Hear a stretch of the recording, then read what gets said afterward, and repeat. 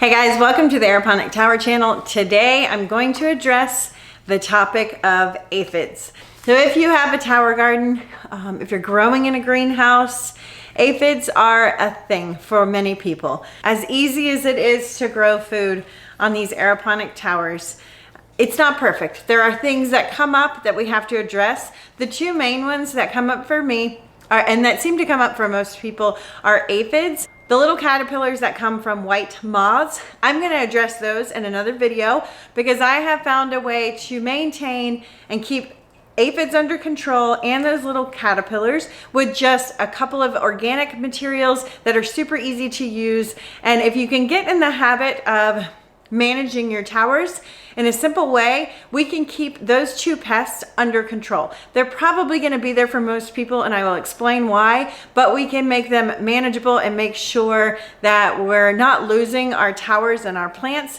to these pests by using just a couple simple tricks. All right, so I don't know what bug kingdom family aphids are in, but there are three varieties that I deal with here. There's little white ones. There is a green aphid that's a flying aphid, and there's a black aphid that's a flying aphid. And I have all three of those in our environment. And we're in a garage that's not sealed. I'm really close to a lot of gardens and natures right outside my door. So I have them instantly. The minute I move my plants in this garage, I get aphids. And the reason is there aren't any predators.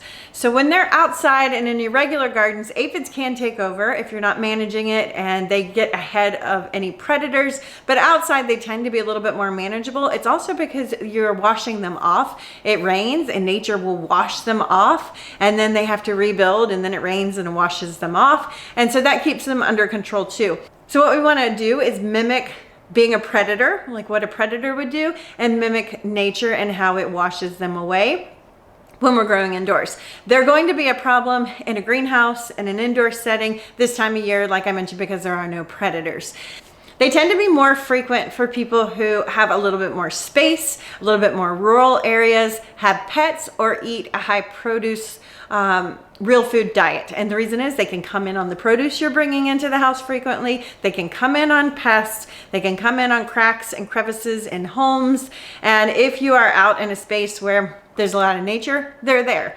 People who live in the city, people who live in an apartment complex, it's a little bit different because they're not so prone to be outside, so they can't come in as easily. Doesn't mean everybody who is in a rural area will get them, or that no one in an apartment in the city won't, but just I've found through watching the habits of people who have them and following a lot of forums, trying to find the best practices for them, that tends to be a pattern with aphids. So how do we deal with them? I like to say the biggest pest wins. So the aphid is the pest, and it's going to be an aphid and do what an aphid does. And if we don't intervene and pester it back the way it's pestering us and our plants, then it will win. So the biggest pest wins. We have to be the biggest pest to the aphid. We have to act like the predator, and we have to act like nature and how that would be handled. There are predators for aphids. There's ladybugs, hoverflies, lacewing, and I don't remember what else. So what I have done here in this garage, and what is a great practice if you have a greenhouse and you're struggling, is add ladybugs into your environment. I don't care if there's ladybugs in this garage. It's actually how I've managed my aphids up until this point all winter, and it's worked brilliantly. They've never been 100% gone, but they've been very, very minimal. And I have left town and come back, and what would typically be me leaving town and they're under control, and I come back and they've started to grow a little bit more, and then I would have to get them under control again. That's happened before. This year I haven't had that because I introduced ladybugs into this garage. You can buy ladybugs on eBay actually, and you just buy a package, they come, and I let them loose. The reason I'm having more aphid problems right now, it's because I've been opening the garage doors to allow my plants to be exposed to natural sunlight, to harden them off, to be ready to be moved outside in the spring, and all the ladybugs flew away. They got a whiff of that fresh warm air and took off. So now I'm having a little bit more of an aphid problem and have to go back to the practices that I have found to be tried and true with dealing with aphids. So you can introduce a pest to help them to be the greater pest, or we can be the greater pest. There is also some plants that deter them. So you can do some companion planting, nasturtium, cosmo, asters, zinnias, verbenum. All of those deter aphids. I did not grow those in my towers. I did not want to use up space growing flowers. I want to be able to grow the maximum amount of produce. So I chose not to do that, but that's an option that may help. I'm not super familiar with the success of that. I just know there are some companion plants you can do. And I may try some nasturtium and things over the summer. It'd be a good idea if you did a section of cabbage.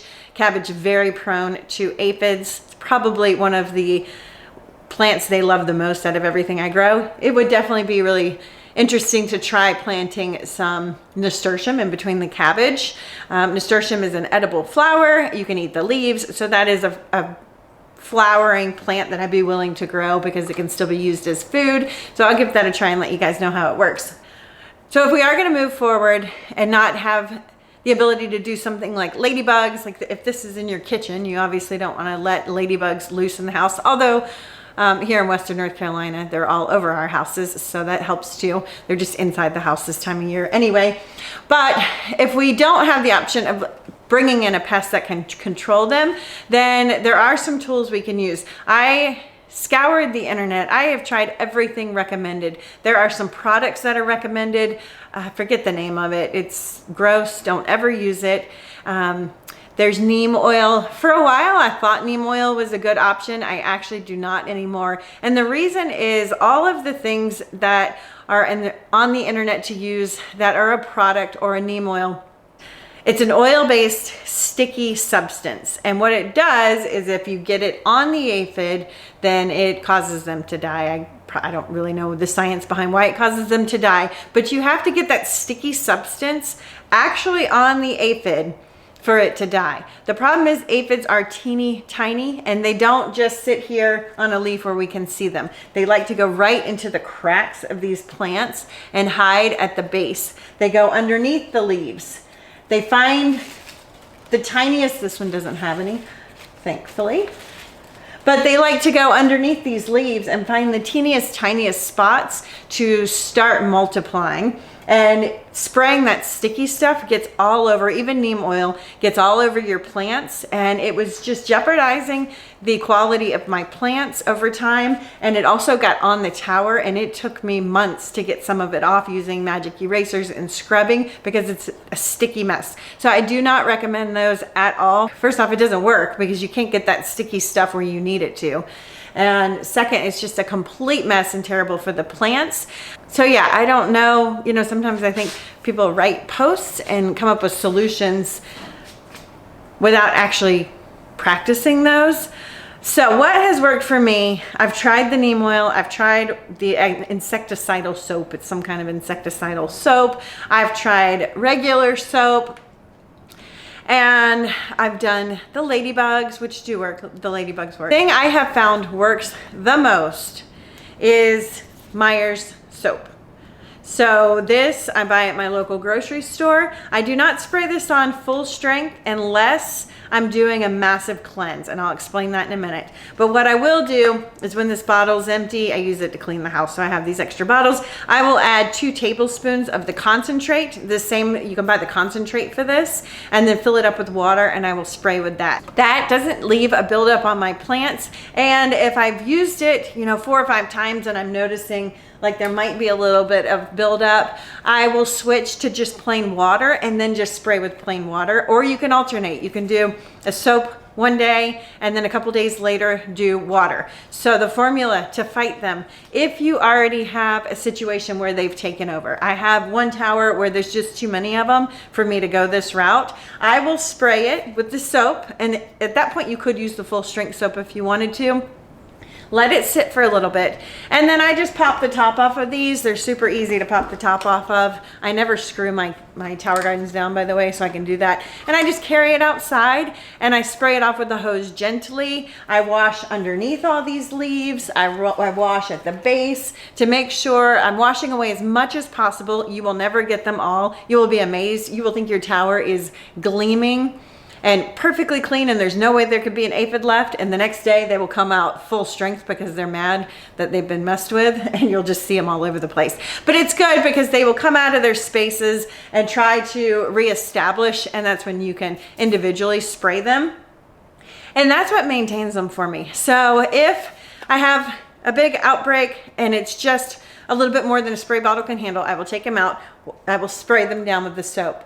I will let it sit a little bit. I will take them outside, clean them really well, bring them back inside, and I'll just manage them every couple of days. So I'll come out and I'll look under my leaves and I'll check to see, are they coming back? Where are they? If I see one, you can just pull them off. If it's just a small, there's one right here. So they're on this leaf, there's one. I'll just smush them and pull them off. And I'll just spray them and look around and get them back under control and put my eyes on them every 2, 3, 4 days at the max. And that's how I get them back under control, and it's not a problem. It doesn't mean they're 100% gone. There's going to be small ones in crevices and hiding in small spaces all the time. It's just how it is where I live. But I can get them under control so they're not a problem and they're not taking over.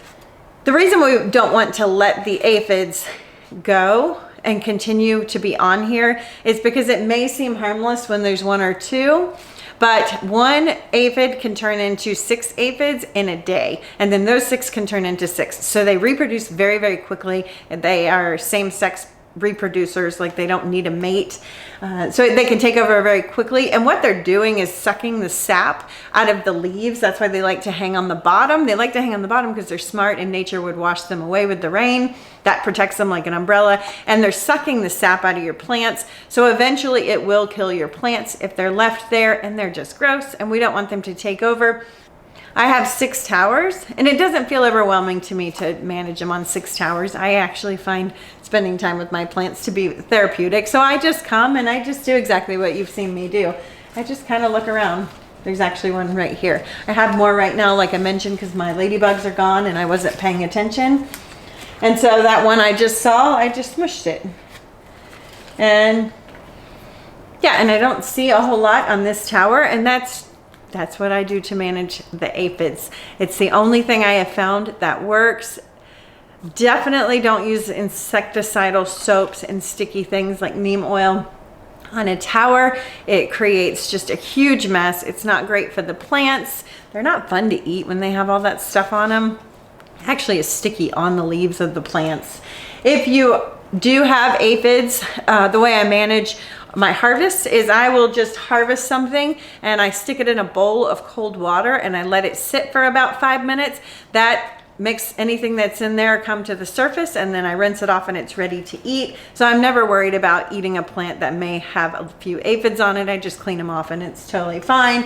Things like arugula up here, I won't wash this. I won't even think twice about harvesting this and putting it right into my bowl because aphids don't mess with arugula. At least in my situation, they never mess with arugula. It might be that they like other plants better, but I don't get aphids on my arugula, so I'm not worried about it. I don't get them on my tatsoi or bok choy or pak choy or tatsoi, all the soys. I don't get them on those. Mustards, they don't really mess with mustards. It's mostly the kales, the brassicas, lettuce. They do like lettuce and will be a pest to your lettuce. And pretty much the 3 main ones this time of year where I'm dealing with the aphids. So I hope this helps you to take back control of your towers. So be the bigger pest. If you mess with them every few days, you will be the bigger pest and they won't be able to take over control. If you ignore them and pretend they're not there, they are going to take over. A quick note too, if you need to leave town for a while, I just had a friend lose her tower to aphids. If you have them before you go, what I do is exactly what I said before. When I have an outbreak, even if I only have a few, I will spray everything really heavily with my soap, let it sit for a bit, take my tower outside, wash it off, the best I can, bring it back in, and then I'll give it a day. Right before I leave, I'll do one more spray. And that way, if there are aphids there, I've got them under control before I go. So I may have a few more when I get back, but it's not gonna take over my entire tower. I've done that before when I left town. If you can't take your tower outside to hose it off, if that's not a possibility, you can also set towels on the floor along the base and just get a regular spray bottle of water and just spend time spraying off each one with a water bottle. That is a wonderful option too. You don't really have to. I take them outside because I'm in a garage and it's just easier. But if that's not an option, just some towels on the floor and a big heavy dose of water spraying is just as good. Look in all the crevices, clean off anything you see, and from there start managing your system. So that's all I have to say about aphids. I will make a next video on how to deal with the caterpillars. I have a super easy solution for those to keep those under control too. Aside from those two pests, like I mentioned, I don't have a lot of issues with bugs on my tower gardens, even when they're outside. It's just those two things, those two pests keep coming back every single time. But we can get them under control. We can totally take back control of our towers. So don't feel overwhelmed by them. If you start a plan and you just stay on top of it, they will not be an issue. Your plants will continue to grow and thrive like mine have, you can see, and you will have access to amazing, fresh, better than organic food. Thanks for watching, guys. I hope these tips help you to have a successful growing season with your aeroponic tower gardens, and have a blessed day.